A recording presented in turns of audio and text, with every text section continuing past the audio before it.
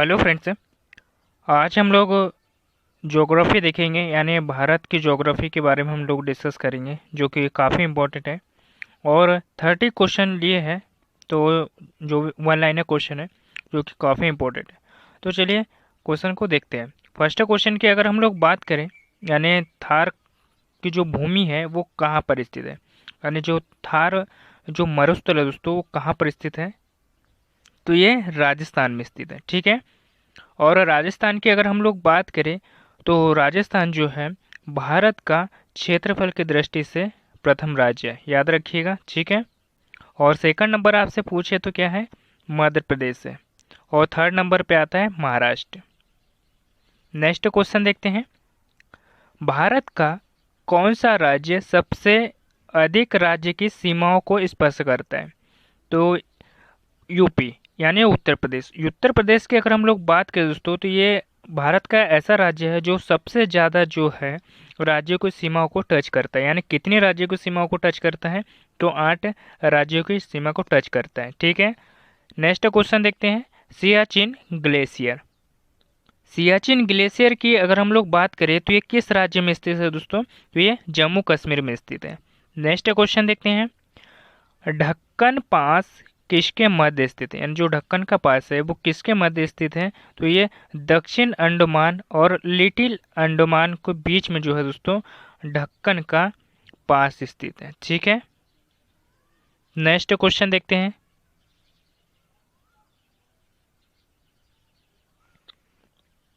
भारत का कौन सा राज्य नेपाल, चीन, नेपाल और भूटान की सीमा को स्पर्श करता है, यानी भारत का ऐसा कौन सा राज्य है दोस्तों जो कि चीन और नेपाल और भूटान की सीमा को स्पर्श करता है, तो सिक्किम राज्य।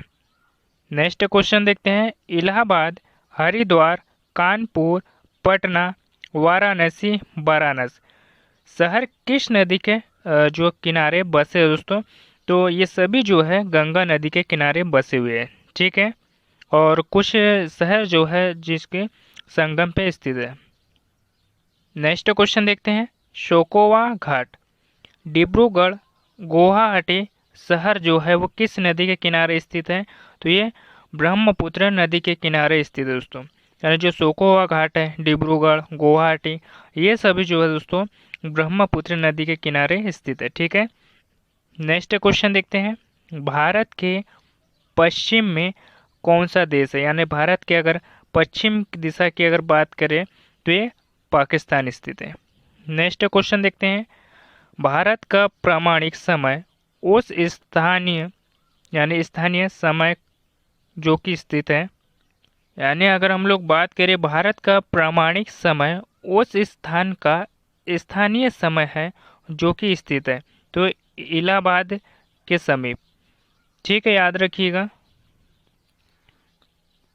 कर्क रेखा भारत के कितने राज्यों से होकर गुजरती है, यानी अगर हम लोग दोस्तों बात करें कि जो कर्क रेखा है वो भारत के कितने राज्यों से होकर गुजरती है, तो 8 राज्यों से होकर गुजरती है। ठीक है। लेकिन आपसे अगर पूछ ले कि मध्य प्रदेश के जो है वो कितने जिलों से होकर जो है कर्क रेखा गुजरती है, तो कितने जिलों से होकर गुजरती है, तो 14 जिलों से होकर गुजरती है। ठीक है। वेरी वेरी इंपॉर्टेंट क्वेश्चन है। नेक्स्ट क्वेश्चन देखते हैं। भारतीय मानक समय पर आधारित है, यानी जो भारतीय मानक है दोस्तों वो किसके समय पर आधारित है, तो 82 डिग्री 30 पूर्वी देशांतर पर जो है वो आधारित है मानक समय। नेक्स्ट क्वेश्चन देखते हैं। कौन सी अक्षांश रेखा भारत के मध्य से होकर गुजरती है, यानी कौन सी अक्षांश रेखा है दोस्तों जो कि भारत के मध्य से होकर गुजरती है, तो ये कर्क रेखा जो है भारत के मध्य से होकर गुजरती है। ठीक है।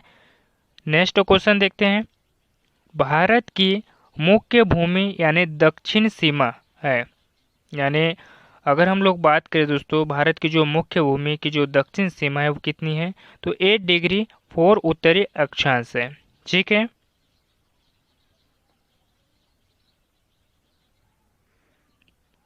निम्नलिखित भारतीय राज्यों में से किससे होकर जो है वो कर्क रेखा नहीं गुजरती है दोस्तों, तो अगर हम लोग बात करें तो जो 8 राज्य है उसमें से जो है ये उत्तर प्रदेश से जो है वो कर्क रेखा नहीं गुजरती दोस्तों। मैंने ये क्वेश्चन आपके लिए डाल लिया था ऐसे ही। ठीक है। नेक्स्ट क्वेश्चन देखते हैं। सर्वप्रथम इंडिया शब्द का प्रयोग भारत के लिए किस भाषा से जो है वो किया गया है, यानी जो सर्वप्रथम इंडिया शब्द का जो प्रयोग है भारत के लिए किस भाषा में किया गया था दोस्तों, तो ग्रीक भाषा में किया गया था। नेक्स्ट क्वेश्चन देखते हैं। भारत में निम्नलिखित में से जो तट रेखा है वो सबसे लंबी है दोस्तों, तो गुजरात की जो तट रेखा है वो सबसे लंबी है, और सबसे कम अगर आपसे पूछ ले तो क्या बताओगे, गोवा की। ठीक है, नेक्स्ट क्वेश्चन देखते हैं। प्राचीन भारतीय भौगोलिक मान्यता के अनुसार भारतवर्ष किस द्वीप का अंग है, यानी अगर हम लोग बात करें, वेरी वेरी इंपॉर्टेंट क्वेश्चन है दोस्तों, यानी प्राचीन भारतीय भौगोलिक मान्यता के अनुसार जो भारतवर्ष जो है वो किस द्वीप का अंग है दोस्तों, जो जम्मू द्वीप का अंग है। नेक्स्ट क्वेश्चन देखते हैं। भारत के किस स्थान को सफ़ेद पानी के नाम से जाना जाता है, तो भारत के किस स्थान को जो है वो सफ़ेद पानी के नाम से जाना जाता है दोस्तों, तो सियाचिन ग्लेशियर को।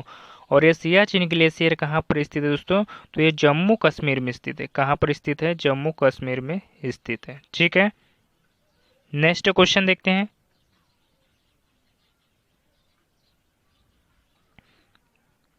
जम्मू कश्मीर का वह हिस्सा जो चीन के अधिकार में है वो क्या कहलाता है, यानी जम्मू कश्मीर का वह हिस्सा जो चीन के अधिकार में है दोस्तों वो क्या कहलाता है, अक्साई चीन। नेक्स्ट क्वेश्चन देखते हैं।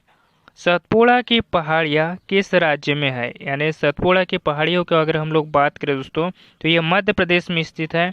और सतपुड़ा की पहाड़ियों में दोस्तों महादेव पर्वत श्रेणी है। ठीक है, महादेव पर्वत श्रेणी है जिसकी सबसे ऊंची चोटी धूपगढ़, जिसकी ऊंचाई 1350 मीटर है, सबसे ऊंची है, जो कि मध्य प्रदेश की सबसे ऊंची चोटी है धूपगढ़, जो कि महादेव पर्वत श्रेणी के अंतर्गत आती है। नेक्स्ट क्वेश्चन देखते हैं। अंडमान निकोबार द्वीप समूह की जो सबसे ऊंची चोटी कौन सी है, यानी अंडमान अंडमान निकोबार द्वीप की द्वीप समूह की सबसे ऊंची चोटी कौन सी है दोस्तों, तो ये सैंडल पीक है, याद रखिएगा। नेक्स्ट क्वेश्चन देखते हैं। क्षेत्रफल की दृष्टि से भारत के 3 बड़े राज्यों का क्रम क्या है, यानी क्षेत्रफल की दृष्टि से अगर हम लोग बात करें तो पहले नंबर पे महाराष्ट्र आता है, दूसरे पे मध्य प्रदेश आता है, और तीसरे नंबर पे महाराष्ट्र आता है दोस्तों, तो याद रखिएगा। नेक्स्ट क्वेश्चन देखते हैं। मैकाल का पठार भारत के किस राज्य में है, यानी जो मैकाल का पठार है दोस्तों भारत के किस राज्य में स्थित है, तो ये छत्तीसगढ़ राज्य में स्थित है दोस्तों मैकाल का पठार। मैकान का पठार है दोस्तों, है ना, याद रखिएगा। छोटा नागपुर किसका नाम है, यानी जो छोटा नागपुर की अगर हम लोग बात करें तो रांची का पठार को जो है छोटा नागपुर कहा जाता है दोस्तों। ठीक है, नेक्स्ट क्वेश्चन देखते हैं।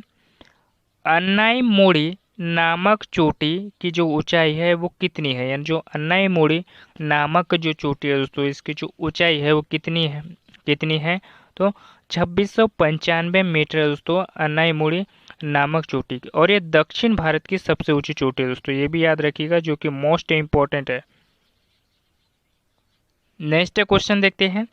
भारत की भूमि का सबसे उत्तरी भाग क्या कहलाता है, यानी अगर हम लोग बात करें भारत की भूमि का सबसे जो उत्तरी भाग है वो क्या कहलाता है दोस्तों, तो ये इंदिरा कौल कहलाता है दोस्तों, जो कि जम्मू कश्मीर में स्थित है। नेक्स्ट क्वेश्चन देखते हैं। भारत की मुख्य भूमि यानी रामेश्वर द्वीप को जो है वो कौन अलग करता है दोस्तों, तो ये कौन अलग करता है, तो आदम का पुल। ठीक है, नेक्स्ट क्वेश्चन देखते हैं। झांसी नगर भारत के किस राज्य में स्थित है, यानी झांसी नगर की अगर हम लोग बात करें तो भारत के जो है वो किस राज्य में स्थित है, तो उत्तर प्रदेश राज्य में स्थित है। नेक्स्ट क्वेश्चन देखते हैं। मंगलोर से कन्याकुमारी तक का जो तटीय क्षेत्र है वो क्या कहलाता है, यानी मंगलोर से जो कन्याकुमारी का जो तट है दोस्तों उसको क्या कहते हैं हम लोग, मालाबार तट है। नेक्स्ट क्वेश्चन देखते हैं। भारत की सबसे लंबी सुरंग यानी पीर पांजाल जो सुरंग है दोस्तों वो किस राज्य में स्थित है, तो ये जम्मू कश्मीर राज्य में स्थित है दोस्तों। पीर पांजाल सुरंग कहाँ पर स्थित है, जम्मू कश्मीर राज्य में। ठीक है, तो फिलहाल आज के लिए इतना ही दोस्तों। और ये जो वन लाइनर क्वेश्चन करवाए हैं यानी 30 क्वेश्चन सारे इंपॉर्टेंट हैं, परीक्षा में बार बार रिपीटेड क्वेश्चन है, तो आप देख लीजिएगा इसे और 3 से 4 बार रिवाइज कर लीजिएगा क्योंकि काफ़ी इंपॉर्टेंट क्वेश्चन है। और अपने दोस्तों के साथ भी शेयर कीजिएगा ताकि उन लोगों की भी हेल्प हो सके। तो मिलते हैं किसी नेक्स्ट टॉपिक पे। धन्यवाद।